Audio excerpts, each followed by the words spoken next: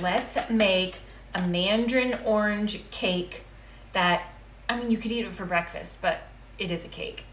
And the best bit about this recipe is it's so big that you can actually make 2 cakes, multiple loaves. This is share worthy because you're gonna have so much, you need to invite people to enjoy it with you. This is the secret.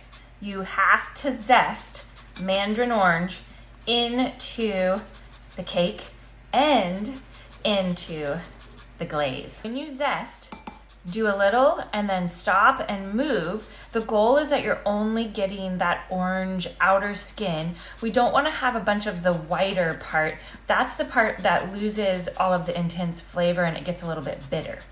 Once you've zested, then squeeze your orange juice, your Mandarin orange juice, straight into your powdered sugar.